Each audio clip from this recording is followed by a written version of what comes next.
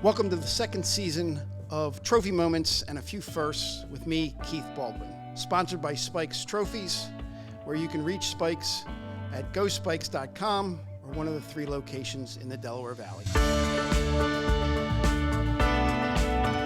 So welcome to a great guest. I'm honored to have Ryan Peters, the creator of Peters Pasta and a chef, and probably it is the first social media influencer that I've ever interviewed on my podcast. So welcome, Ryan. I appreciate you coming on. No, thank you for having me. I'm excited to be here and excited to talk. So what is Peters Pasta? Yeah. And how did that get created and how did it start? And what was your first posting and how do you become an influencer? I got so many questions. As an old person who has no idea about this, I'm fascinated. As someone who does it every day, I'm still fascinated by it. So, the quick way of how it started was, so I was working in the restaurant industry for about, 8 or 9 years as a chef. And that was basically what my path was as a career, which I was very happy with. And then about maybe 5 or 6 years ago, I heard about this little silly app from my younger brother called TikTok. And I was like, what is this thing? This is stupid. Like, I'm not getting this.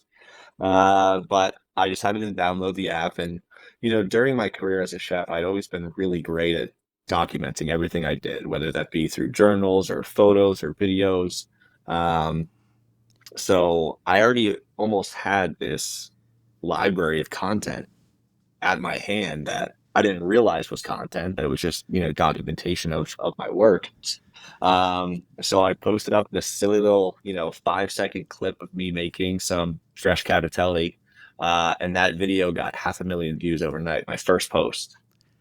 And No, really? yeah, my first post. To be honest, if you go back and look at the beginning of Was my that the one with TikTok, the eggs? no, I didn't even start the eggs until weeks after that. Oh, I did not. I thought the eggs was what started it. Yeah, the eggs is what really blew me up. Once I started doing the egg pasta, people went crazy. But yeah, it started very, very fast and quickly grew into what it has become now. When did the light bulb go off and say, "Oh my God, I've got something here"? Was it that quick? Was it the after the No, first? Okay, no, definitely not that quick. When I did that first post and I got, 500,000 views, which was unheard of for me. Again, with 0 followers at the time. so you had no followers. You were going into this cold and just Yeah. Yeah, it's just crazy. and was it called Peter's Pasta when you started? Yep, I named the account Peter's Pasta from the beginning. Um, and so after that first post, I was like, man, that wasn't real. There was a glitch in the system. Like that isn't real. So I didn't actually post for quite a few weeks afterwards because I just didn't think that, I thought there was a glitch. And then I eventually posted some more and I started to build up this little bit of a following, but for a good bit, I did not see it as a career option. I did not. I thought it was just a little side hobby. It'd be something fun to do on my days off and stuff. Um, but as it progressed and I grew this following and then the pandemic hit and even more people were on their phones 24/7, I very quickly realized that I almost had to make a decision whether I want to stick with being a chef in restaurants or, try to, take a risk and go full time with content, which is ultimately what I did. The pandemic was the time frame and when you cut the cord to be a Yeah. chef and become a full-time influencer. In November of 2020, when my wife and I's son was born, I took a month off from the restaurant that I was the chef at to be home and everything. But I still had some free time to do some content. At that time, I had maybe about 300,000 followers, Wow. and which was great. I was ecstatic with that. And in a period of about a month and a half, my account just went crazy, and I went from 300,000 to about 1.1 million followers. And that was during that month is when I realized that this is an actual business, and it was then that I decided to leave. Now, how does it become do you start getting contacted by sponsors? So different brands started reaching out. At the beginning, I thought it was okay. I can do sponsorship deals with knife companies or pot and pan companies, things that made sense. Um, But thankfully, I was able to even pivot outside of that and partner with different sports teams and, whatever it may be, cruise lines we've done now, just, anything that I've really been able to pivot towards it's been fun. So when did the eggs that you're big on now? Because I went to your site before Yeah, and I saw that you're making blue pasta, black pasta, coffee, mustard, yeah, yeah. uh, and then it was 10,000 eggs. Ten Wa- thousand eggs. Yeah, Was that the most you've ever done? yeah. That was the most by far. Hopefully I don't have to do that size again because that was a lot of work. But yeah, the eggs. Probably a couple months into after starting my accounts, I started posting videos of making fresh pasta with eggs, and I noticed very quickly that my audience just really gravitated towards that. There was just something about it that people love to see. Especially too when I do these bigger batches, it's just not something that people are seeing every day. Um, so yeah, I've kind of really become known online as not only the pasta guy, but also the egg guy. It's really resonated with people. Did the 10,000 come from the double the egg? So you kept doubling. You started at one egg. Yeah. So I saw your one. I saw your in my two. studio here at home, in the studio, I have a fridge that's pretty much primarily just for eggs, just because of how many eggs we go through. And back in early 2023, so a little over a year ago, I needed to make a video that night, and I was like, man, I only have a dozen eggs. What am I gonna do? Like, I want to do something fun and creative. So I decided to make a batch with one egg yolk and, spun the voiceover as I'm going to double them every time, not thinking how fast this would accumulate. And very quickly it did. Yeah, we ended up getting to 10,000. So how many followers do you have now currently? Across all the platforms, we're closing in on 10 millions. So when do you become an influencer? Is it a million? When you hit the $1 million marks, that's when it starts to people start to get eyeballs on you and you start to get contact. I mean, I think it really varies. To be honest, like my take on it now is that follower numbers don't actually mean anything. I think it's more about the quality of the content that you're putting out and just more so the community that you're able to Build. cultivate, yeah, and build. Because that's what's valuable to brands nowadays is you can have 20 million followers, but if your audience doesn't care about what you're posting, then why So would you get a brands lot want of to invest in you? engagement. Yeah, absolutely. So what kind of engagement do you get? Do you like? I love the recipe. I love what you just did. Or can you tell? For example, like I was fortunate enough now for about a year and a half, I've been partnered with an egg company who is the eggs that I use, just because that was probably the number one message. I would probably get hundreds of messages a week of people asking, What what eggs kind to of eggs are use? you using? Exactly. So that was a no-brainer partnership for them. They're like, okay, you are showcasing our eggs to multi millions of people a week. Let's partner with you. And it's things just like that are just very organic. So how many times do you post a week? We've cut back quite a bit. Why did you cut back? Think that I've gotten to a point, not that I've like um made it by any means, but I think that I've gotten to a point now where I can focus much more on the quality of the videos and being more strategic versus the like for a while in like 2020, I posted every single day, if not multiple times a day, Really? because that's what was needed at the time to really grow and To establish build? myself. And now that I've like established myself to a certain level, I can really focus on, planning out the videos more, being a little bit more creative, spending, some more money on different things to really deliver a better video. And then I guess working with various sponsors too Right. Exactly. to be more strategic with them. Yep. Exactly. Do you go into the kitchen? I mean, do you go into a restaurant and cook anymore? Yeah, not at all. I'm at this point now, it's been 3.5 years since I've been in a restaurant cooking. You grew up in and around Philadelphia. You're now Yep. out by Pittsburgh. Correct. Yeah. So you do a lot of stuff with the Pirates. I partnered with the Pirates, the Steelers, the Penguins tons of times. I think right now I've made a batch of pasta, and I think last time I checked, it was 27 professional stadiums around the country. From like, I mean, we've done it. I started a series back in 2021, right when the pandemic things started opening up. I was at a point where I was like, man, I just had all this success on social media. The world was locked down, so I couldn't, travel and do all the things that I thought that influencers did. So I was like, how can I, as a pasta creator, leverage that to see the country? And so I leveraged my relationships with the Steelers, and I reached out to them and said, hey, can I come make a batch of pasta at Heinz Field? And they thought it was really odd, but thankfully they said yes. And from there, it really snowballed. I then like took a road trip out to Chicago, hit like 5 stadiums out there, and like I said, now at this point we've done 27 stadiums. I've done it on cruise ships, on NASCAR tracks, golf courses, the Empire State Building. Really? Yeah, it's really, really fun. It's been, and my audience loves it too. They kind of like always want to see where I'm going to go next, where I'll pop up next. And it's been really, really great for all the different brands and teams we've partnered with. So, are you able to tell us where you're going to be in the next month or so, or do you have anything planned that's big? Or There's no plans right now, to be honest. But also, they'll come up out of nowhere. Like sometimes a somebody team will will reach call out me and and say, be "Will you like, come?" And there's been times that they're like, "Hey, today's Wednesday. We need you here on Friday." I'm like, "Okay, we'll make it happen." So yeah, it's you never really know, to be honest. so you said you had your son. That's a little G.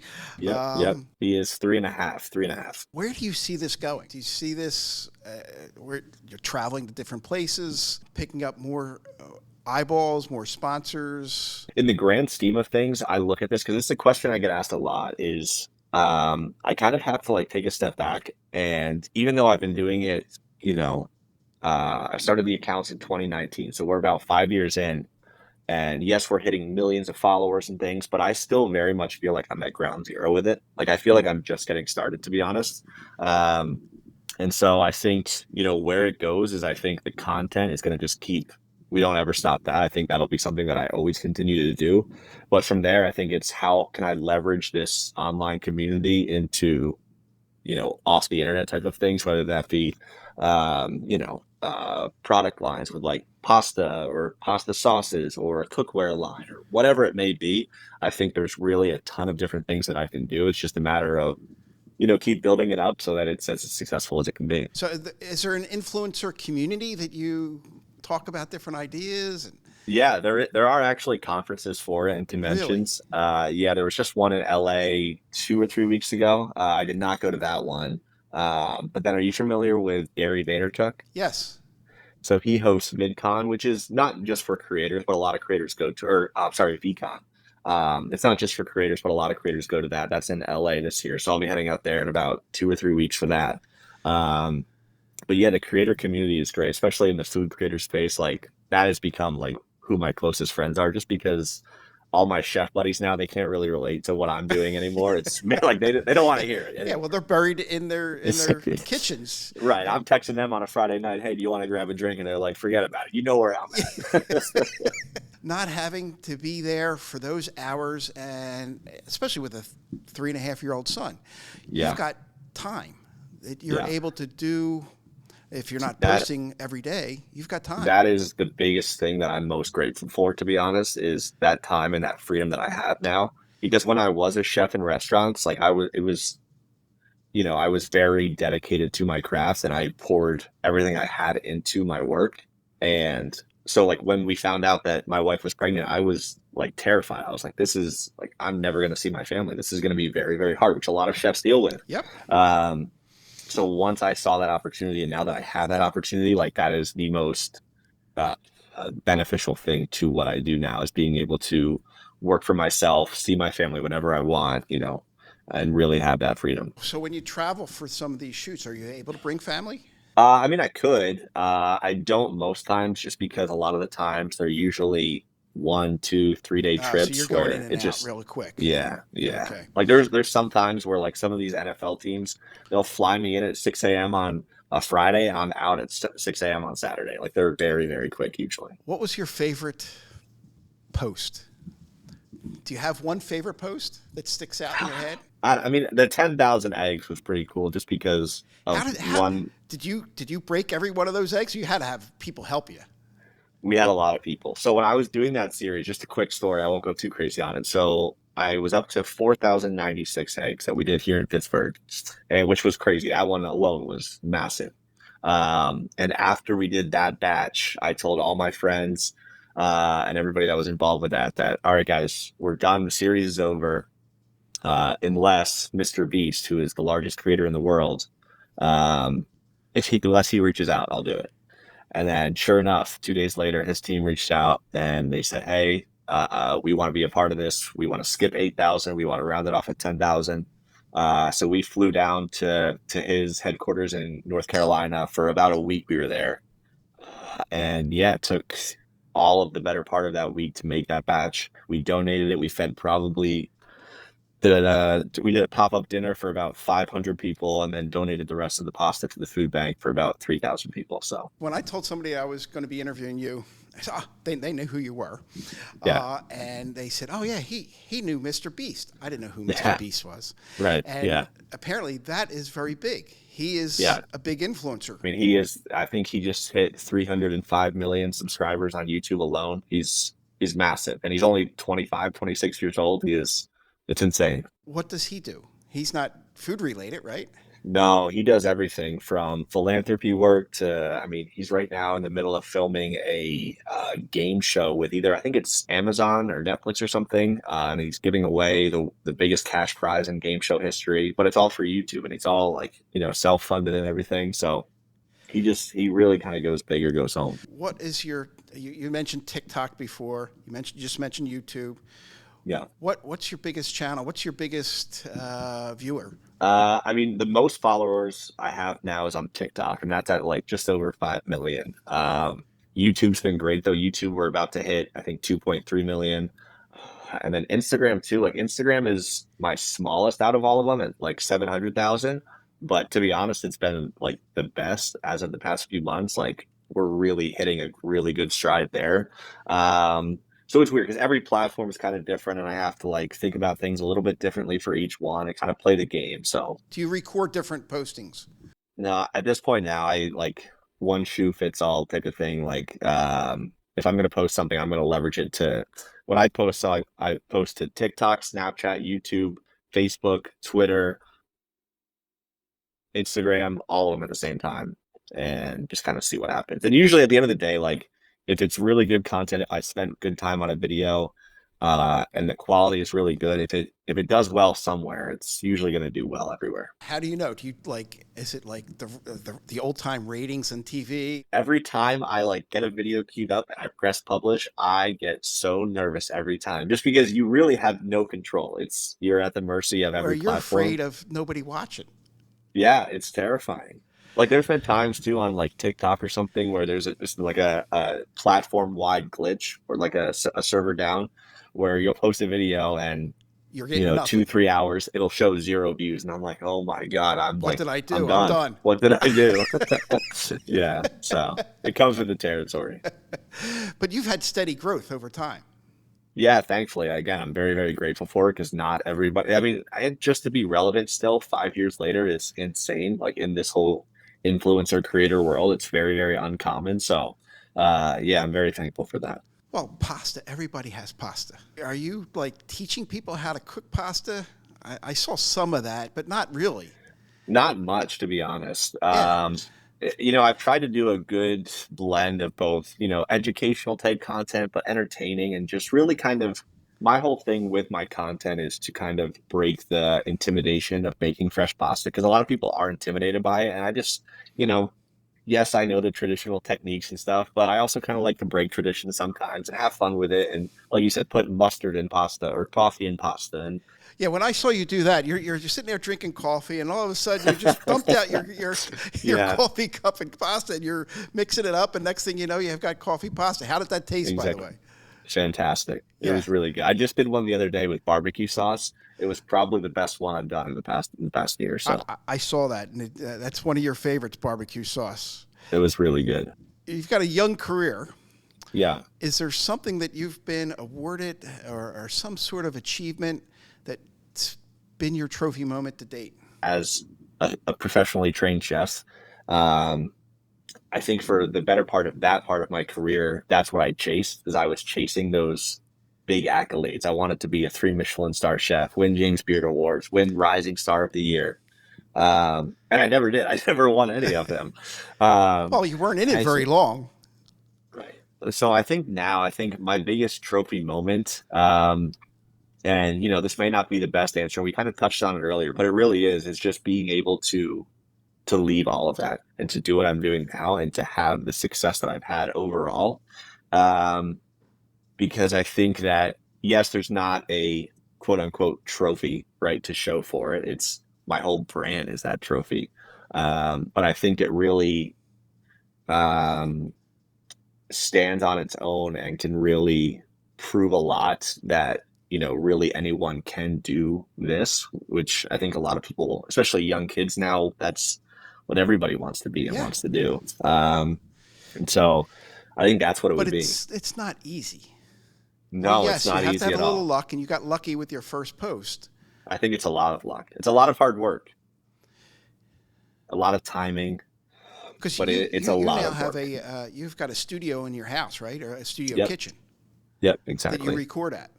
Yep. Yeah. So Yeah. It's a lot of work. I think I didn't realize too, like before I became an influencer or a creator or whatever, I always thought it was the easiest job in the world. And doesn't man, everybody? oh my, like these people are getting paid to film a video on their phone like this. I can do that. Like that's what I always thought about it. Um, how being in this position, I realize if anything, I'm working. Yes, my job is very free now and I can take off when I want, but when I'm working more now than I did as a chef by far. You're working on your negotiations with various sponsors. Yep, You're working exactly. on the logistics if you have to go places and be places, and Right. It's everything. There's so much. I'm literally a one man show. So it's I don't have, a whole team of people to do my accounting and to do my travel logistics and to do my contract negotiations and everything and still stay on top of people all the don't content. realize that. They Not at they all. like you did. I They see make one 1%. video. Right. Yeah, Correct. That's it. but you know what? You've got to be so proud. Can you imagine 5 years ago, So, you quitting your job and being an influencer with Peter's Pasta? yeah, it's fascinating. It really like I still like it doesn't feel real some days that this is what I get to do and that I've had the success that I've already had with it. So yeah, I'm really interested to see where it is 5 years from now. I can't wait to see. So, and then so a first. Hmm. Uh, what's something that you haven't done yet that you've always wanted to do, and will you do it? There's a lot of things. Give me your top three. I'm gonna give you one right now that comes to mind, just because that is what I've made a makeshift tripod out of for my phone right now. Is I have a stack of cookbooks that you're sitting on right now, and I think a cookbook. I think as when I was starting out in my career in cooking in restaurants and stuff, as a young cook, I mean, I leaned on cookbooks as sources of inspiration and research and stuff, and just to like, fan over because these were chefs I looked up to. And I think that I always thought, like a lot of like cooks and my peers in the industry back then, we were like, man, I want to have a cookbook one day. And I think now to be at a point where, I have a lot of friends in the creator and influencer space that are doing it now, seeing that it's very much in reach of being able to do. Um, I think is something that I really want to make happen. And sure, it's definitely scary because I've never written a cookbook. I've never, you know what I mean? I've never gone through that process, but But if you write it down and you want to, yeah, you can. yeah, You've got the content. sure. I mean, all your videos you can Yeah, just create into recipes. yeah, exactly. Exactly. I never wrote a book, Yeah, you're and right. it's a lot of work. Yeah, But when you do it, it's amazing to have author yeah, associated with you. I yeah. interviewed another chef, a friend of mine, Kevin Garvin, who wrote 4 cookbooks, Hmm. where I can put you in contact with him Yeah, to have him take you through his journey. sure. Yeah. But I think that would be an awesome first. I just think it'd be cool too Now because I'm going to hold you obviously, to it. yeah, please. Because I think it's cool because obviously, like, people are watching my content and seeing what I'm doing, but I think it'd be really cool to, see people posting just, my cookbook sitting on their coffee table or something. That's something very tangible and very real life to it that I think would be really special. Because you've got the brand already. Right. I've almost, reverse engineered it where I've already got that following in that community. And network with a publisher, which should Right. be easy for you because you've got the eyeballs. Right. Exactly. Yeah. Again, I've got some contacts for you there in case you need any. Yeah. That'd be great. I didn't anticipate that answer. I didn't think about a cookbook No? for you because I'm thinking Yeah. all digital. You don't want pen and Right. paper. Yeah. That's old school. Yeah. I think it'd be really cool. What's the other two or three other things? You said there was a lot. I mean, I've already kind of explored it a little bit and have worked on it, but it's something that I keep pushing off and putting on the back burner. But is launching a dried pasta line. And that to me is my legacy brand that can kind of live on beyond me, beyond the internet, which is part of the reason why I pushed it off for so long. It's just because I understand the work that needs to go into it and the risk that's involved with it, and but at the end of the day, it's still one of those firsts that I see a ton of value in, and I really wanted to do like that. If there's one thing that you could ask me that I really, really want to do, it would be that. Have you written a goal that you wanted to do it? Yeah, oh yeah, I have it on my desk. Um, but it's just a matter of doing it. You're young enough. You got plenty of time to do it. Right. And again, it's like I said earlier when we were talking about like it's just me, so it's hard to allocate my Yes. time to so many different things and be pulled in so many different directions with different opportunities. So the time will come for that, but hopefully soon. Yeah, and you get some staff, some virtual staff to take Right. care of some of this stuff to free up some of your time so you can dedicate Yeah. on writing your book Yeah. and creating a pasta line. Exactly. So, Peter, thank you very much. Of course. How can my audience access you or find you, or is it just Peter's Pasta? If you search Peter's Pasta anywhere on the internet, it's pretty easy to find. And yes, it is very easy to find. Yeah, every social platform I've got it pretty much covered, so not too hard to find. First, thank you very much, Peter, for coming Of on course. and taking the Yeah. time.